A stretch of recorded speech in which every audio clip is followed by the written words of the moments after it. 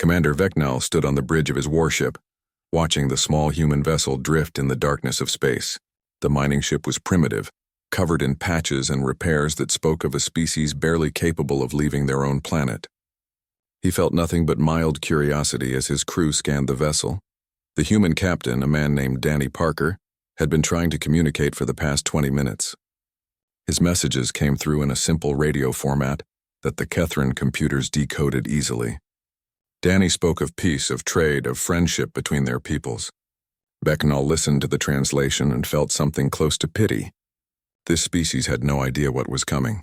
Ignore the communication, Vecnal ordered. Take scans of their technology and biology. Then we move on. His crew obeyed without question. They had done this 47 times before, with 47 different species across 47 different worlds. The Kethran Dominion had perfected the art of conquest over 3,000 years. They studied, they calculated, they struck with overwhelming force, and then they ruled. It was simple. It was efficient. It was what they did best. High Scholar Thress arrived on the bridge carrying data tablets filled with information about humanity. The old scholar's skin had faded to a pale gray with age, but his mind remained sharp. He had analyzed every species the Dominion had ever encountered, and his assessments were never wrong. "What do you think of them?" Vecnal asked. Thress manipulated one of his tablets, bringing up images of Earth. The planet was beautiful, covered in blue oceans and green continents. Cities sprawled across the surface, connected by networks of roads and glowing with artificial light. "They are divided," Thress said. "Over 200 nations, constantly competing with each other. They spend more resources on internal conflicts than on space exploration. That makes them weak," Vecnal observed. "Very weak," Thress agreed. "We've intercepted thousands of their broadcasts. They create entertainment about war, but they've never truly experienced it. Not as a species. They fight among themselves over resources, territory, and ideas, but they've never faced an external threat. They have no concept of what real war means." Vecnal nodded slowly. He had read the reports. Humanity had nuclear weapons, yes, but they were terrified to use them. They had armies, but those armies had fought only other humans. They had never looked up at the stars and seen an enemy coming. They were children playing at war. "How long until we can begin?" Vecnal asked. "The Council wants more data," Thress replied. "But I will recommend we proceed within the year. A standard subjugation fleet should be sufficient. 12 warships, 12 warships. It was the same force they had used on the last 6 conquests. It had been enough every time. Vecnal saw no reason why humanity would be different. 6 months later, the Kethran delegation arrived at Earth. They came in a single ship, broadcasting peaceful intentions. The humans welcomed them with joy and excitement. Vecnal watched the celebrations from orbit and felt disgusted by their naivety. The human diplomat assigned to meet them was a woman named Lisa Grant. She was young by human standards, perhaps 40 years old, with dark hair and intelligent eyes. She greeted the Kethran delegation in a large building filled with representatives from different human nations. "Welcome to Earth," Lisa said, smiling. "We're honored to meet another intelligent species. We hope this is the beginning of a long friendship." The Kethran ambassador, a stern female named Sekril, did not return the smile. "We have not come for friendship," she said. "We have come to offer you a choice." The smile faded from Lisa's face. The room grew quiet. "The Kethran Dominion controls this region of space," Sekril continued. "We have claimed 47 worlds. Earth will be the 48th. You may submit peacefully and accept our rule, or you may resist and face the consequences. The choice is yours." For a long moment, no one spoke. Then Lisa leaned forward, her hands flat on the table between them. "You're asking us to surrender our freedom? Our independence? Everything we've built? We are offering you survival," Sekril replied coldly. "Every species makes this choice. The wise ones choose submission. The foolish ones choose war. The result is always the same." Lisa looked around the room at the other human representatives. Vecnal, watching through a video feed, expected to see fear. He expected to see division as the different human nations argued about what to do. Instead, he saw something else. He saw anger. "How long do we have to decide?" Lisa asked. 30 days, Sekril answered. "After that, our fleet arrives." The meeting ended badly. The humans did not argue among themselves as expected. Instead, they stood together and escorted the Kethran delegation back to their ship in cold silence. Vecnal found it strange but not concerning. Let them be angry. Anger would fade when they saw the fleet. 29 days passed. The Kethran command waited for humanity's response. Vecnal expected either a message of surrender or frantic diplomatic communications begging for more time. Instead, on the 30th day, they received a single transmission. It came from Lisa Grant. She stood alone in front of a camera wearing a simple suit. Behind her was the flag of Earth, a new symbol showing their planet against a field of stars. She looked directly into the camera and spoke with a clear, steady voice. "The people of Earth have considered your ultimatum," she said. "We have discussed it in our governments, in our homes, and in our hearts. We have reached a unanimous decision across all nations and all peoples." She paused, and Vecnal leaned forward in his chair. "No," Lisa said. "We will not surrender. We will not submit. We will not trade our freedom for your false promise of survival. If you want Earth, you will have to take it from us, and we will make you pay for every meter of ground, every moment of air, and every life you try to claim. Come if you dare. We'll be waiting." The transmission ended. Sekriel looked at Vecnal. "This is normal," she said.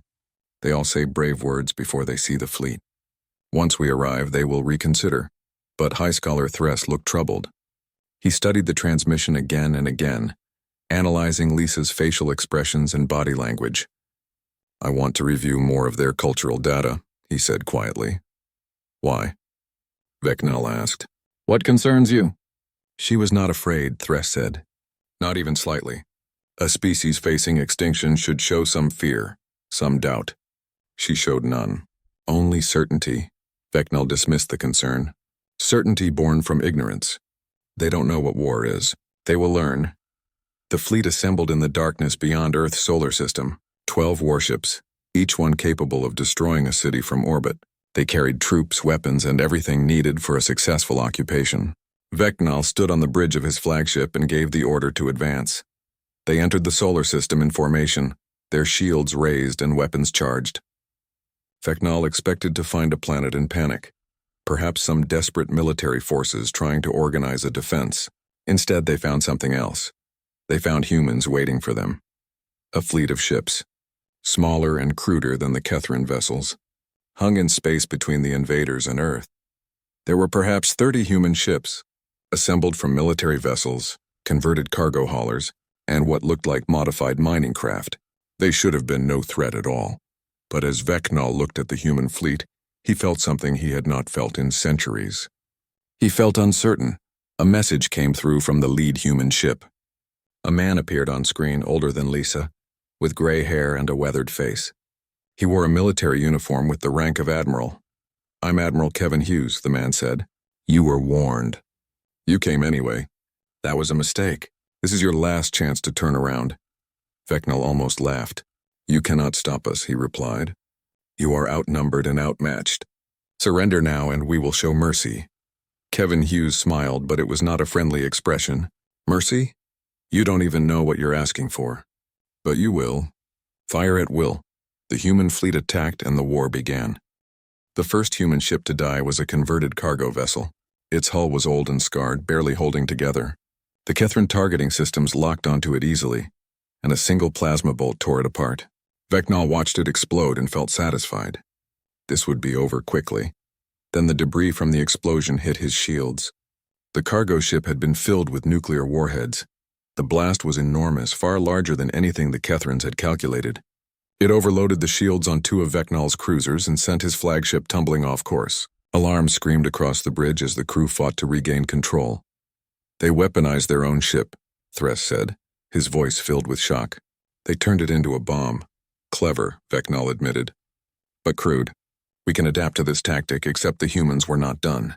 Another cargo ship accelerated toward the Kethran fleet, its engines burning at maximum. The Kethrans destroyed it at range, expecting another nuclear blast. Instead, the ship split apart, and hundreds of smaller objects scattered toward them. "Kinetic projectiles," the weapons officer reported. Simple metal containers filled with rocks and construction materials. At the speeds they were traveling, even rocks became deadly.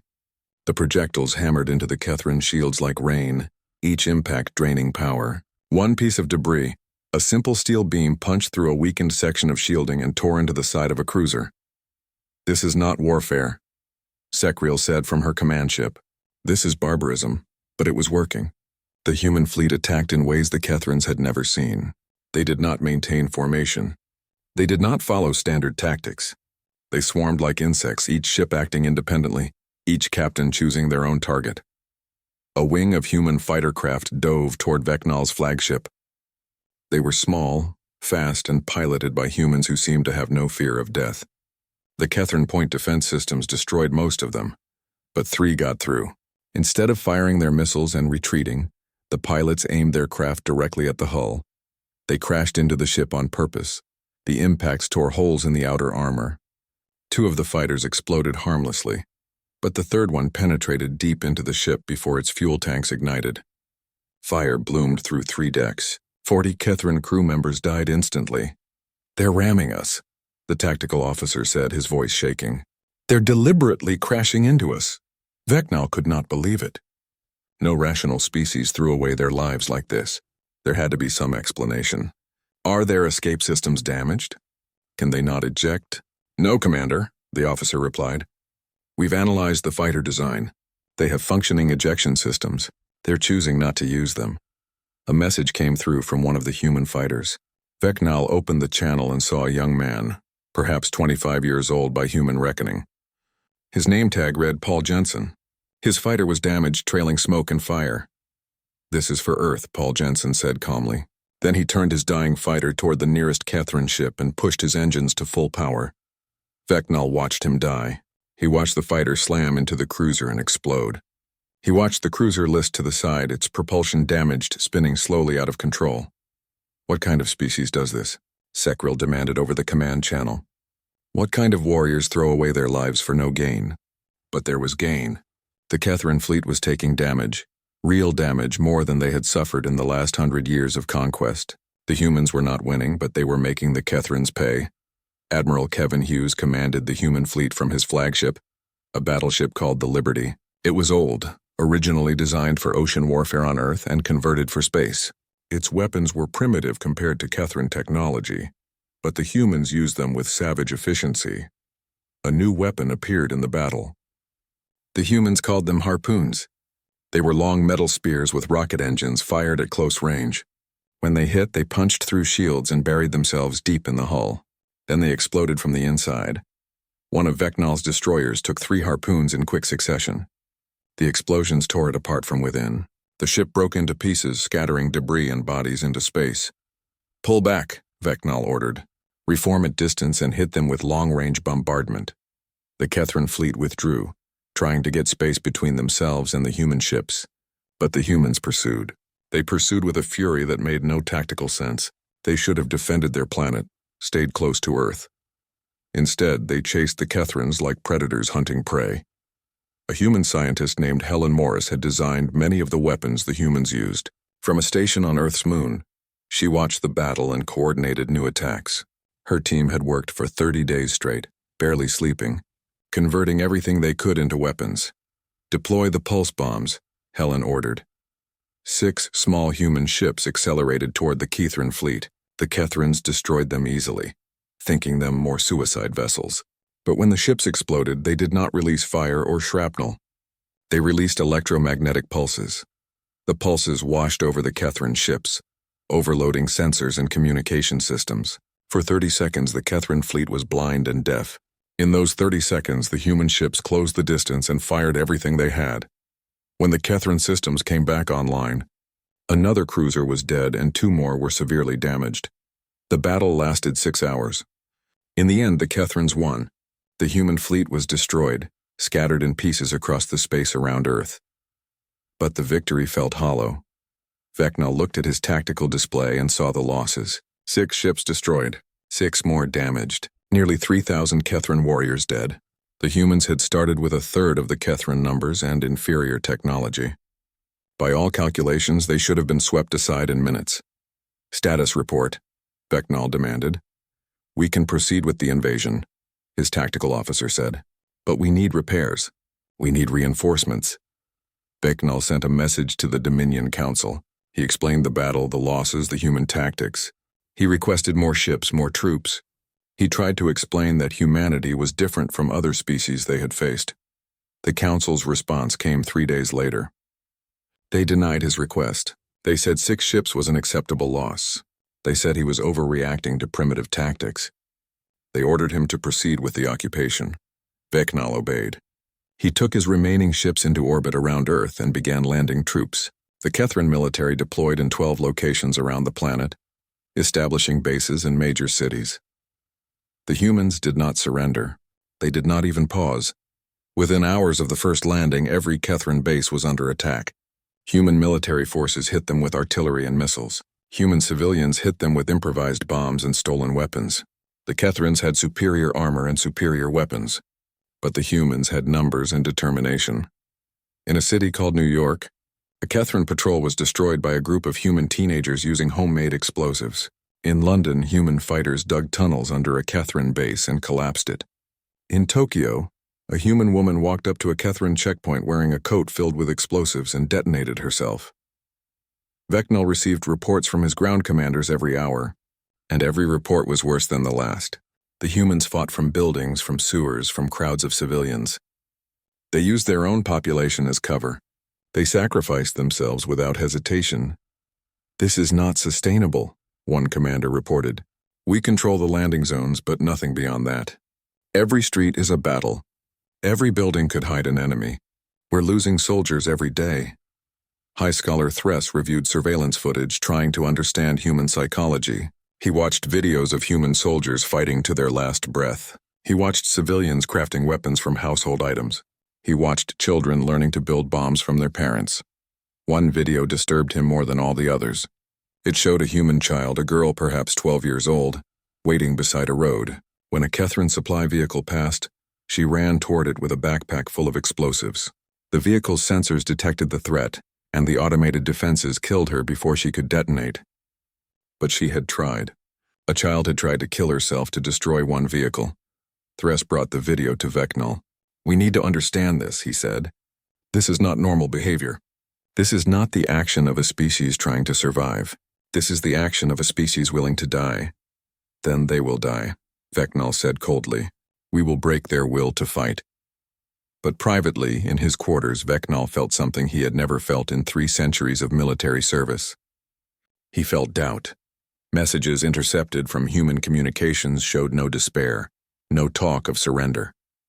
Instead, the humans called the battle in space a minor setback. They were already building more ships. They were recruiting more soldiers. They were adapting to Kethran tactics and developing new weapons.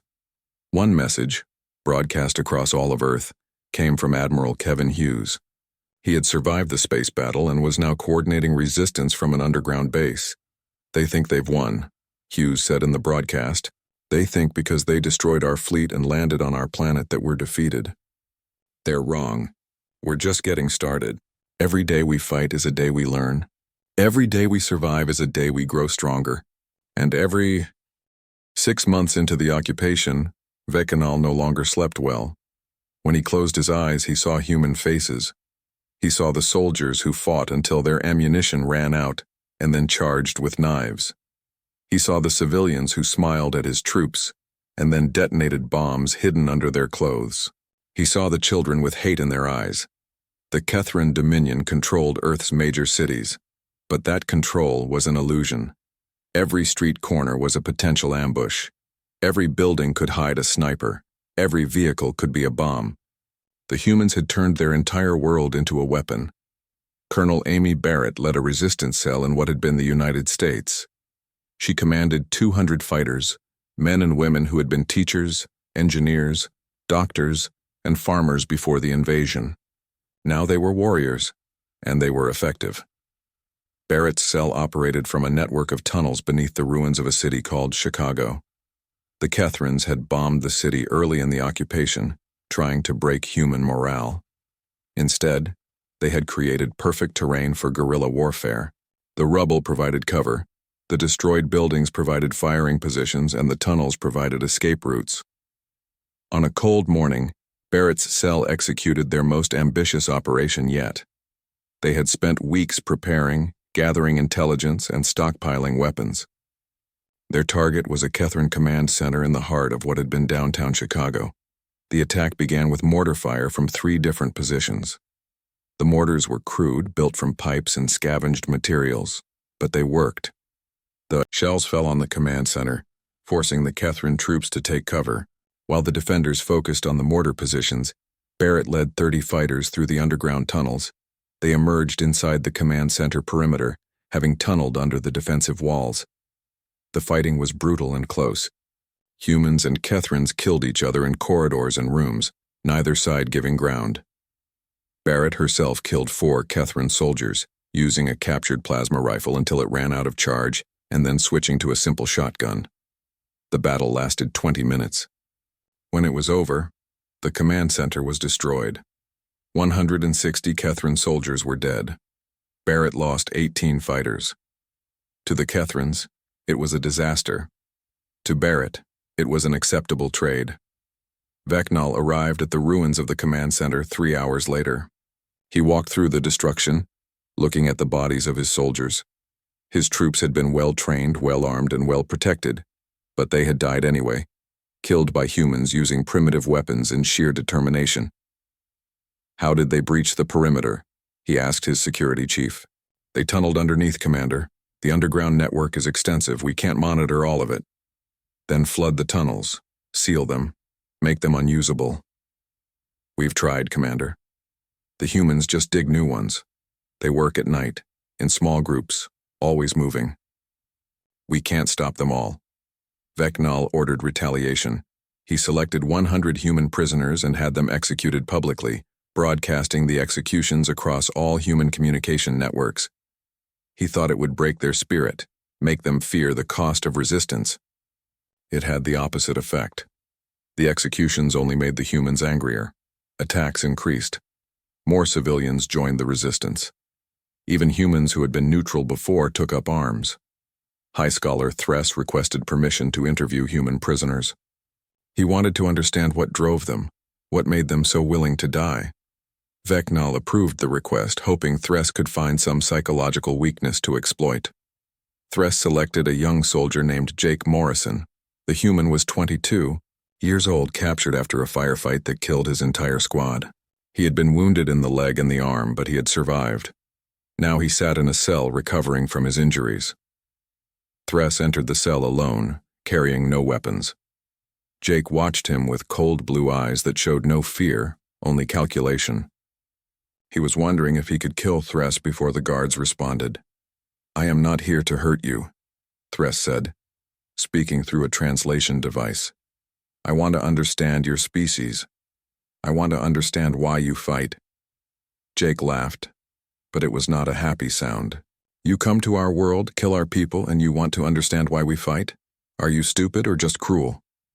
"I am neither," Thress replied. "I am a scholar. I have studied 47 species before yours. None of them fought like you do. None of them were willing to sacrifice so much.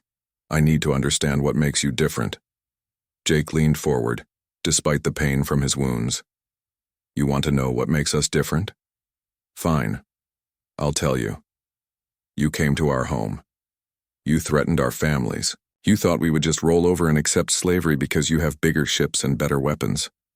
But you don't understand the most important thing about humans." "What is that?" Thress asked. "We protect what we love," Jake said simply. "You're not fighting for your home. You're fighting for territory, for resources, for power. We're fighting for our children, for our parents, for our friends and our neighbors and everyone we've ever cared about. You can kill us, but you can't make us stop caring. And as long as we care, we'll keep fighting." Thress processed this information. It aligned with his research into human evolution and psychology. Humans were social creatures who formed strong emotional bonds. Those bonds were their greatest strength and, potentially, their greatest weakness. "What if we destroy everything you love?" Thress asked. "What if we burn your cities and kill your families? Would you still fight then?" Jake smiled, and it was a terrible expression. "Then we'd have nothing left to lose. And you really don't want to fight humans who have nothing left to lose." Thress left the cell troubled. He compiled his findings into a report and presented it to Vecnal. The conclusion was clear. Humanity would never surrender through conventional occupation. Their psychology was fundamentally different from any species the Dominion had encountered. They are persistence hunters, Thress explained. On their world, they evolved by chasing prey for days until it collapsed from exhaustion. They apply this same psychology to warfare. They don't need to win quickly. They just need to outlast us. Then we will break them faster than they can adapt, Vecnal said. But events were moving beyond his control. News reached Earth from the outer solar system. The human colonies on Mars, on the moons of Jupiter, and in the asteroid belt had been preparing. While the Kethrans focused on Earth, the humans in space had been building. They had built ships. Dozens of ships. Hundreds of ships. Admiral Kevin Hughes had escaped Earth during the early days of the occupation. He had regrouped with the scattered human forces in the outer system and taken command. Now he returned with a fleet. The new human ships were unlike anything the Kethrans had seen. They were not elegant or efficient. They were ugly, crude things built in asteroid mines and orbital shipyards. But they were numerous, and they were deadly. Each ship was designed around a single principle: maximum firepower with minimum life support. The humans did not expect their crews to survive long missions. They expected them to fight once and die. So they built ships with massive weapons, minimal armor, and just enough life support for a few days. They were suicide ships, every single one. The human fleet appeared at the edge of Earth's orbit without warning. They had approached from the dark side of the sun, using its radiation to hide their signatures. By the time the Kethran sensors detected them, they were already closing for attack. Vecnal scrambled his remaining ships to intercept. He had 8 functional warships facing a human fleet of over 100 vessels. The numbers were against him, but he had better technology. He had better training. He had to win. The humans attacked in waves. The first wave consisted of 30 ships, all of them older vessels retrofitted with the new weapons. They charged the Kethran line, firing missiles and kinetic weapons, absorbing the return fire with their hulls. 15 ships died in the first minute. The rest kept coming. One human ship, a converted mining vessel, took fire from 3 Kethran cruisers. Its hull was breached in a dozen places. Its engines were failing. But it had one weapon left, a massive mining laser designed to cut through asteroids. The captain aimed it at the nearest Kethran ship and fired. The laser burned through the Kethran shields like they were paper.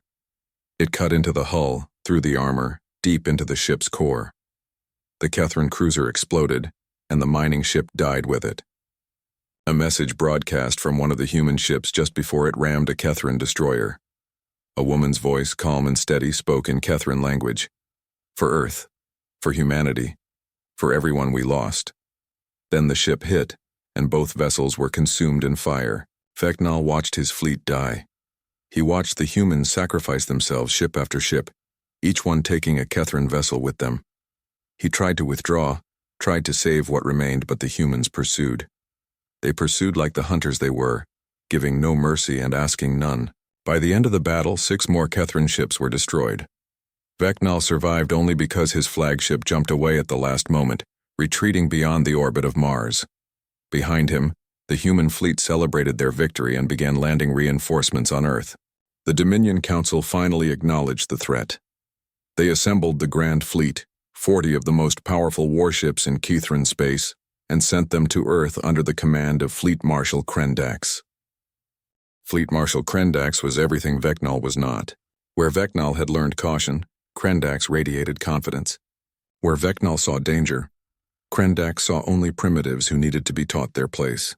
The Marshal had commanded the Grand Fleet for 50 years without a single defeat. He did not believe that humans would be his first.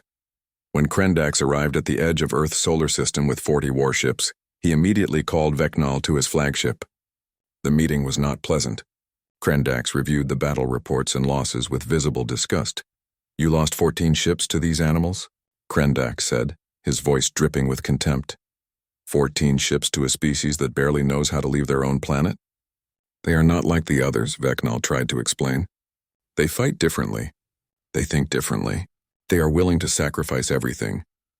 Every species says they will fight to the last, Krendax interrupted. They all make brave speeches and bold promises. Then they see real power and they surrender.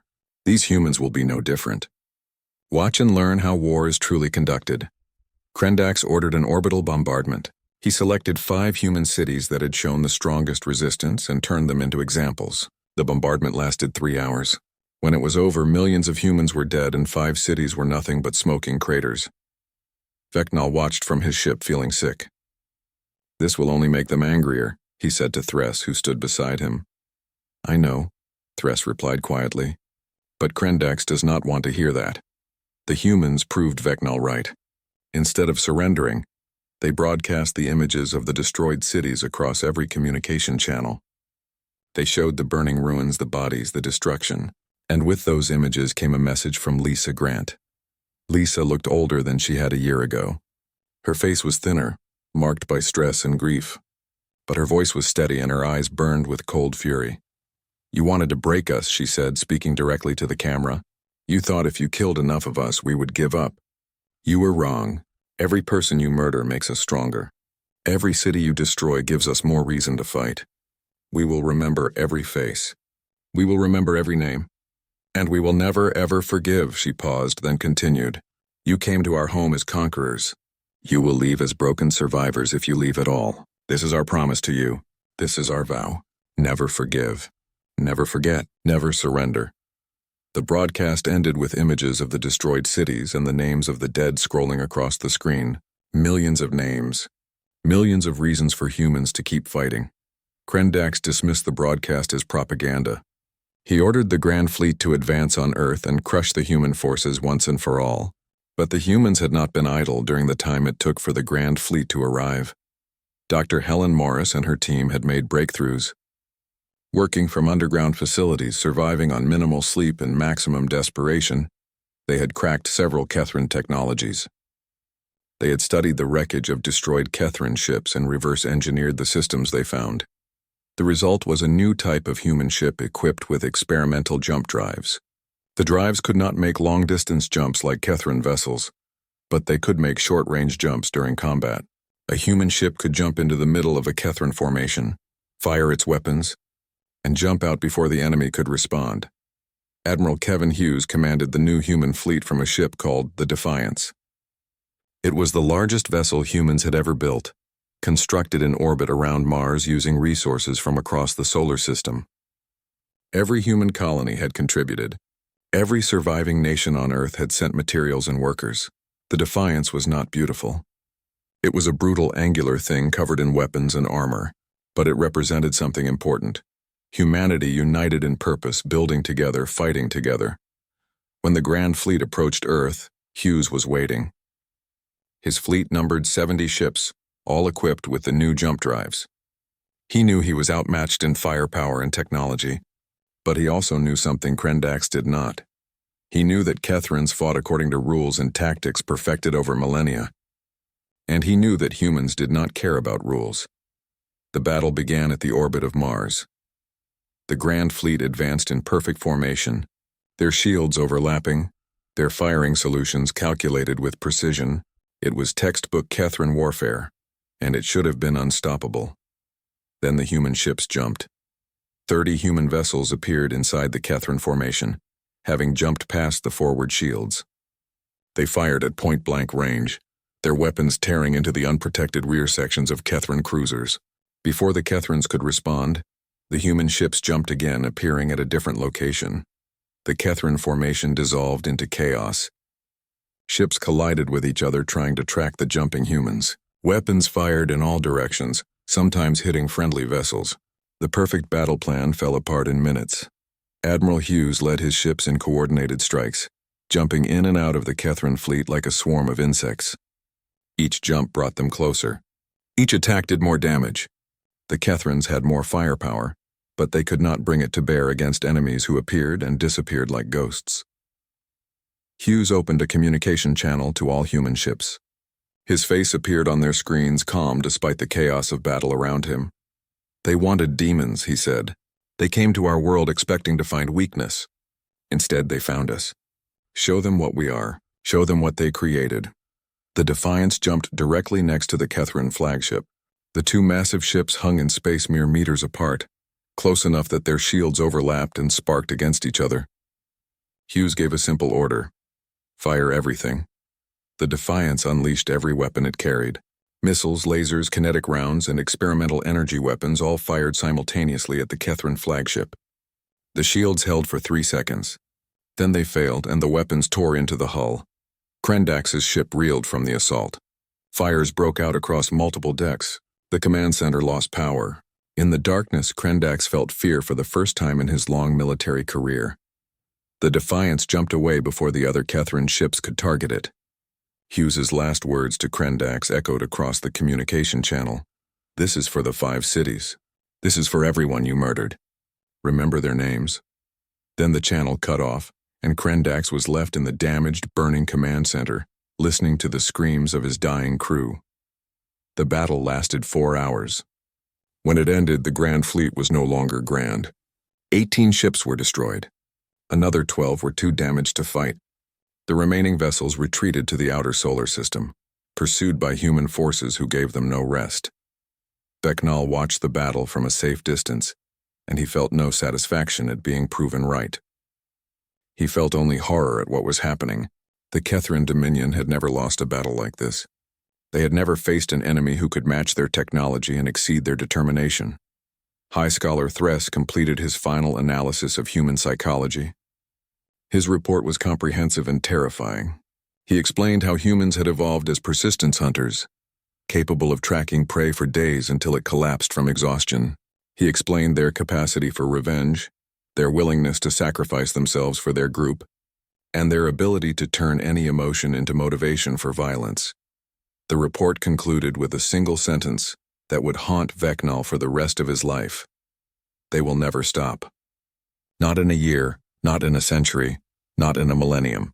We have awakened something that cannot be put back to sleep." Krendax, recovering from his injuries, refused to accept defeat. He demanded reinforcements from the Dominion. He planned new strategies. He swore he would burn Earth to ashes before admitting failure, but the Dominion Council was receiving other reports. Human ships had been detected outside the solar system. Small groups of vessels, scouts, all heading in the same direction. Toward Kethran space, then came the broadcasts.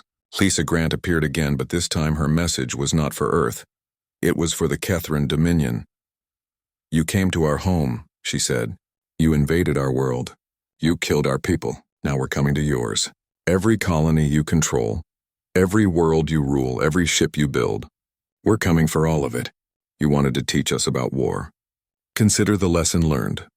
The broadcast showed images of human ships gathering, training, preparing.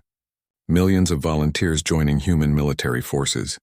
Factories on Earth, Mars, and the asteroid belt working around the clock to build more vessels. Humanity was not defending anymore. Humanity was preparing to invade. Reports arrived from the edges of Kethran space. 3 Kethran colonies had been attacked by human forces. The attacks were not invasions. They were raids, designed to cause maximum destruction and then withdraw. The humans burned Kethran cities, destroyed military installations, and left messages carved into the ground in letters large enough to see from orbit. "Remember Earth." The 46 species that the Dominion controlled saw what was happening. They saw the mighty Kethran fleet broken by a species younger and more primitive. They saw the fear in their Kethran overlords, and they began to think that perhaps they too could fight back. Rebellion started on 6 worlds, small at first but growing.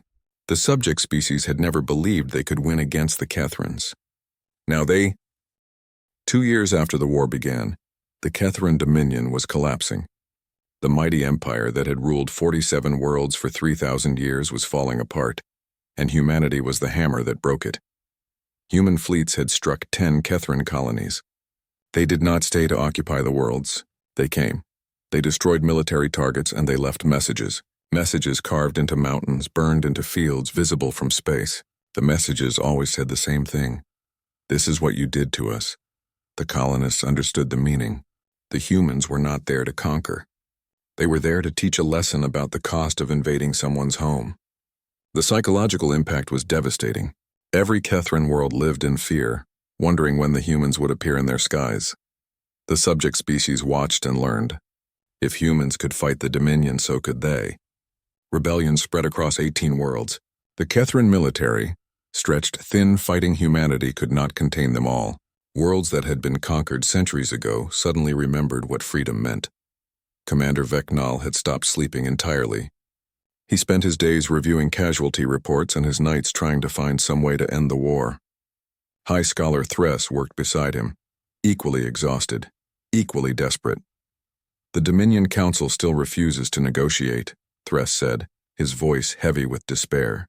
They believe if they show weakness, they will lose everything. They have already lost everything, Vecnal replied. They just refuse to see it. Fleet Marshal Krendax was planning his final assault on Earth. He had gathered the remnants of the Grand Fleet and every ship he could pull from Kethrin space. 32 vessels, all that remained of the once mighty armada. He would throw them at Earth in one last desperate attempt at victory. Vecnal knew the assault would fail. He had seen human determination. He had watched them turn every defeat into fuel for continued resistance. Another attack would only provoke another counterattack, and the cycle would continue until the Kethrin Dominion ceased to exist. He made his decision. Vecnal and Thress took a small transport ship without authorization. They disabled their tracking systems and set course for Earth. It was an act of treason, and they both knew it. But they also knew it was the only way to end the war. The journey took 5 days. As they approached Earth, they broadcast a simple message on all frequencies.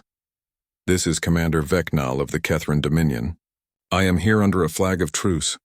I wish to negotiate peace. The human response came quickly. Admiral Kevin Hughes himself replied, his voice cold and suspicious. Why should we trust you? Why should we believe this is not another trick? Because we are losing, Vecnal said simply. Because continuing this war will destroy my people. And because what we did to you was wrong. I am here to admit that. I am here to end this. There was a long silence. Then Hughes spoke again. You will meet us on the surface, in the ruins of Seattle, one of the 5 cities you destroyed. You will see what you did. Then we will talk. Vecnal agreed. He and Thress landed their ship outside the ruins of Seattle and were met by human soldiers. The soldiers did not speak. They simply gestured for the Kethrins to follow. The walk through the ruins took 2 hours. Vecnal saw the destroyed buildings, the melted roads, the memorial walls covered with names. Millions of names. He saw human survivors living in the wreckage, rebuilding with their bare hands. He saw children playing in the ruins of what had been their homes. Every person they passed stopped and stared. Some glared with hatred. Others looked with curiosity. A few even looked with pity, as if the Kethrins were the ones who deserved sympathy. Lisa Grant waited for them in what had once been a park. Now it was a field of grave markers, each one representing someone who died in the bombardment. She stood among the graves wearing simple clothes, looking tired but unbroken. Welcome to Seattle, she said, or what's left of it. 5 million people lived here before you came. About 500,000 survived. Walk with me. She led them through the cemetery, pointing out graves at random. This is John Martinez. He was a teacher, 43 years old. This is Susan Yang. She was a doctor, 37 years old. This is Marcus Johnson. He was 6 years old and loved dinosaurs. She continued for an hour, naming the dead, telling their stories. Vecnal felt each name like a physical blow. These were not statistics. They were people. People who had lived and loved and dreamed. People he had killed. Finally, Lisa stopped walking and turned to face him. Why are you here, Commander? What do you want? To end the war, Vecnal said. His voice cracked. To stop the killing. To admit that we were wrong. Thress stepped forward. We have studied your species extensively. We understand now what we did. We invaded the home of a species that values family and community above all else. We threatened everything you love. We created an enemy that will never stop, never surrender, never forgive. You're right, Lisa said. We won't forgive. But we might accept peace. If the terms are right. Admiral Hughes joined them along with Dr. Helen Morris and several other human leaders. They sat among the graves and discussed terms. The negotiations lasted 3 days. The humans demanded complete withdrawal from Earth and all other subjugated worlds. They demanded reparations paid in technology and resources to help rebuild what was destroyed. They demanded the Kethrin Dominion recognize the sovereignty of every species it had conquered. And they demanded a permanent non-aggression treaty, enforced by human observers stationed in Kethrin space. These terms will break the Dominion, Vecnal said. The Dominion is already broken, Hughes replied. We're just making it official. During the negotiations, Danny Parker arrived. He was the freighter captain who had made first contact 2 years ago. He looked older now, marked by the war like everyone else. He sat down with Vecnal and spoke quietly. I tried to talk to you, Danny said, that first day in space. I tried to tell you we wanted peace. You ignored me. I know, Vecnal replied. I thought you were beneath my notice. A primitive in a primitive ship. I was wrong about everything. Yeah, Danny said. You were. On the fourth day, Vecnal stood on a hill overlooking the ruins of Seattle.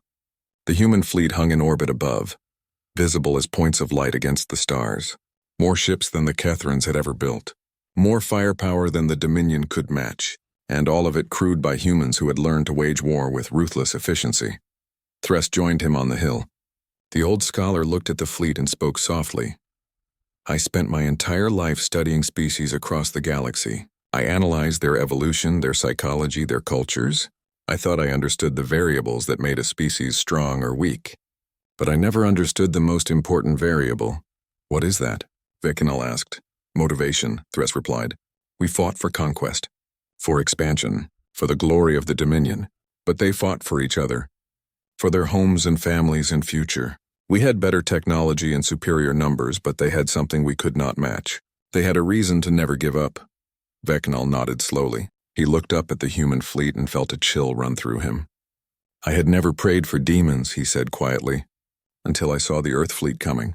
I prayed you would spare us. I prayed you would show mercy we never gave you. And will we? Thress asked. Will they show mercy? As if in answer, Lisa Grant approached them on the hill. She carried a data tablet containing the final peace treaty. We've reached an agreement with your government. Fleet Marshal Krendax has been removed from command. The Dominion Council has accepted our terms. Well, what happens now? Vecnal asked. Now you leave, Lisa said. You take your ships and your soldiers and you go home. You help the other species you conquered rebuild their worlds. And you remember what happened here.